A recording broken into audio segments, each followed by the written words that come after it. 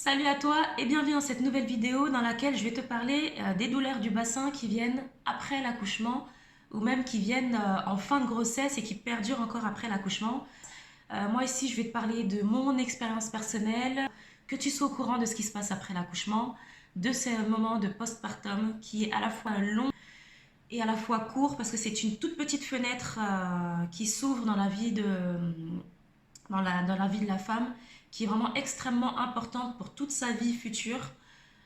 Donc voilà, je ne suis pas médecin, donc moi ici je te partage mon expérience. Si tu as des douleurs quelconques au niveau de ton bassin, ou même peu importe les douleurs, pendant ta période de postpartum, consulte sage-femme, gynéco, ostéo, kiné, pour pouvoir vraiment poser un diagnostic par rapport à ton cas personnel. Alors ici, donc, je vais te parler du bassin, le bassin qui a été en mouvement total pendant la grossesse, ensuite pendant l'accouchement qui a été complètement en mouvement. Là, je vais te parler surtout de la symphyse pubienne parce que c'est ici qu'on va ressentir vraiment des douleurs qui sont assez importantes pendant la grossesse à partir, bon ça dépend de chaque femme, moi pour ma part ça a été à partir du 5e mois de grossesse. Il y a des femmes, ça va être à partir de 7 mois, à partir de 8 mois. Il y a des femmes qui vont vraiment pas ressentir de douleur au niveau de la symphyse pubienne. Donc tu vois bien que ça dépend vraiment de chaque grossesse, de chaque accouchement, de chaque femme. Maintenant, pendant l'accouchement, l'imprégnation hormonale sur tout ce qui est ligamentaire et cartilage va faire que le bassin va pouvoir être en mouvement pour pouvoir laisser passer bébé correctement, tranquillement, pendant l'accouchement. Il se trouve qu'après l'accouchement, donc en période de postpartum, les douleurs sont encore présentes et même parfois sont encore hyper présentes. Pour ma part, j'ai eu un diastasis de la symphyse pubienne, donc je savais ce qui se passait parce que je me suis informée. Donc c'est vraiment important de s'informer, en tout cas pour moi, parce que je savais ce qui se passait, même si les douleurs étaient là, mais bon, déjà de savoir un petit peu, ça enlève une grande surprise, un effet de surprise et des émotions en plus qu'on pourrait poser sur des trucs qui pourraient être inutiles. Et puis en plus, la sage-femme qui m'a vue m'a vraiment dit que effectivement m'a diagnostiqué un diastasis de la symphyse pubienne. Donc là, je savais ce qui se passait exactement. Voilà, donc le diastasis, c'est tout simplement cette symphyse pubienne qui, par rapport à l'écartement qu'il y a, donc l'espace qu'il y a entre les deux os du bassin, donc là, à ce niveau-là, ça ne se remet pas complètement. Et donc, quand on marche, quand on se déplace, quand on s'assoit, quand on se lève, quand on bouge dans le lit, enfin, peu importe les mouvements en fait, ça va être hyper douloureux. Et donc, à ce moment-là, ce qui peut être intéressant de faire, c'est de poser des gestes, des astuces, comme les bandages du bassin. Donc, si tu es vraiment encore dans la période du postpartum, tu peux t'allonger et faire ce qu'on appelle le bandage du bassin de manière allongée. Donc, tu t'allonges, admettons, sur ton lit ou directement sur la table d'accouchement et avec un tissu souple. Ça peut être une écharpe, ça peut être un tissu de portage physiologique, par exemple, aussi si tu en as un, et bander ton bassin de manière totalement allongée. Si tu connais le rebozo, c'est une astuce, enfin c'est une technique, une méthode qui est utilisée dans les pays d'Amérique du Sud, notamment au Mexique, aussi au Guatemala. Bon, ça va être porté un autre nom, mais en tout cas beaucoup, surtout au Mexique. Et le fait de bander le bassin directement après l'accouchement va lui permettre de se resserrer, de l'aider en tout cas à se resserrer, parce que normalement il est censé se remettre normalement de manière totalement naturelle. Mais nous, il faut vraiment qu'on aide notre corps à se remettre parce que voilà, il y a des choses qui s'imprègnent, qui se mettent en place. Si on n'aide pas ce corps qui a souffert en fait, qui a complètement souffert pendant la grossesse et pendant l'accouchement, il y a des choses qui peuvent rester après pendant les mois qui suivent après l'accouchement, les années, toutes les années qui viennent après, et ça peut vraiment poser des problèmes. Alors là, je ne suis pas en train de dire que l'accouchement, c'est un truc vraiment ignoble pour le corps de la femme. C'est vraiment pas ça du tout. Moi, mes deux accouchements, je les ai très bien vécus, bien que mon deuxième accouchement a été plus difficile que mon premier accouchement.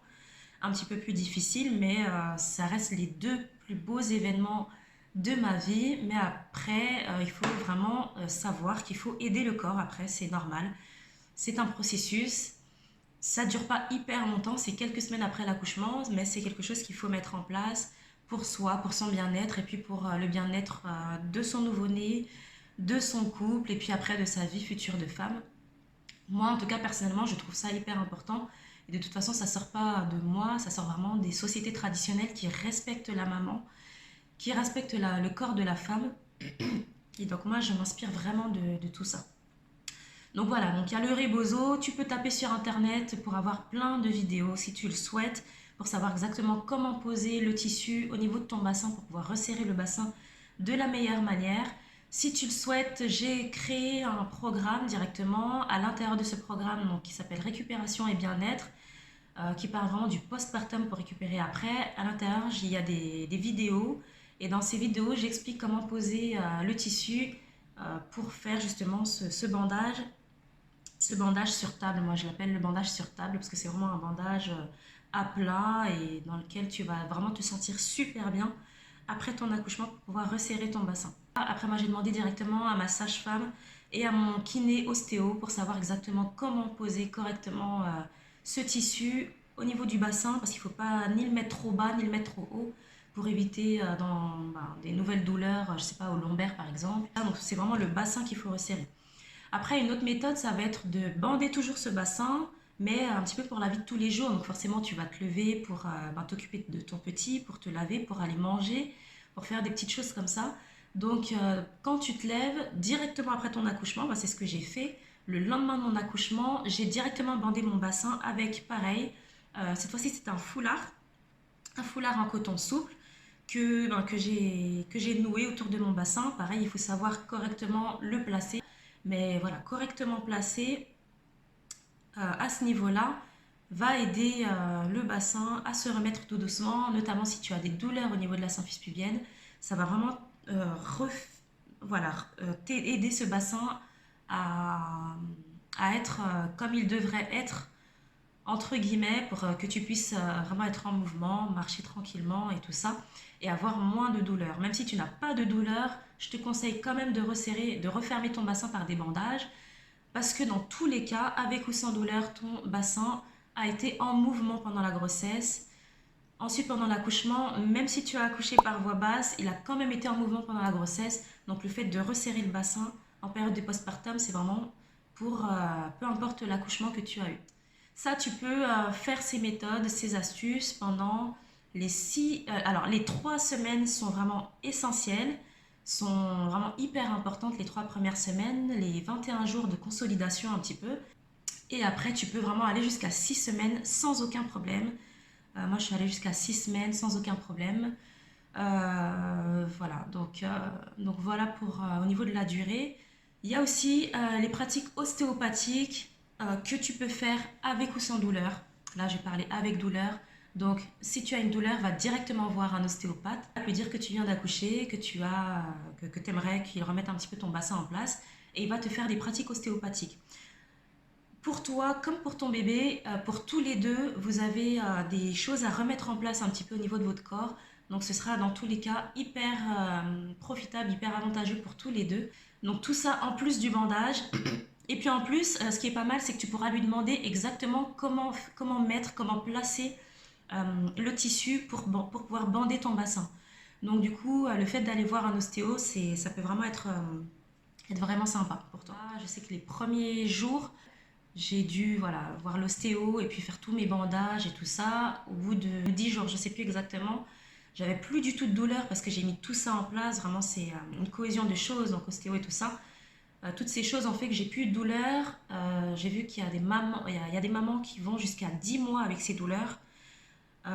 J'ai eu tellement mal que j'imagine même pas les 10 mois avec une douleur pareille. Aussi, ce qui peut arriver avec des douleurs comme ça, ou en tout cas avec un bassin qui n'est pas rééquilibré correctement, c'est que les années futures gynécologiques ou même de dos, ou même ça peut développer des maux et des inconforts supplémentaires dans la vie future de la femme et qui peuvent traîner après pendant des années et des années. Donc voilà, prendre ce mois-là, ou en tout cas 4 à 6 semaines après l'accouchement, je pense que voilà, ça peut être vraiment, intéressant pour éviter pas mal de choses après. Donc voilà pour cette vidéo. Je pense que c'est hyper important de se consacrer pleinement à son bassin après son accouchement, avant même de commencer à faire autre chose, à commencer à vouloir se lancer dans des régimes ou dans un tas de choses qui peuvent attendre.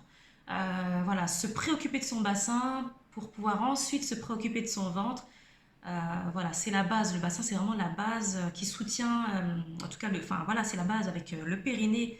Donc le périnée fait partie de tout ça, de tout cet ensemble. Et c'est ce qui permet de soutenir, de maintenir tout ce qu'il y a au-dessus, dans tous les organes pelviens qui sont au-dessus. Donc voilà, j'ai trouvé important de faire cette vidéo. Je pense que c'est pour ça qu'elle est un peu plus longue que d'habitude. Je t'invite du coup à t'abonner à ma chaîne si le contenu te parle, à liker, à partager au plus grand nombre, que ce soit aux femmes, aux hommes, aux adolescents, parce que tout ce monde est susceptible d'aider les femmes qui sont en période de postpartum, ou sont susceptibles de partager en tout cas ce moment de postpartum à un moment donné de leur vie, peut-être avec une femme, avec une nouvelle maman. Et puis du coup, je te souhaite une excellente journée. À la prochaine vidéo.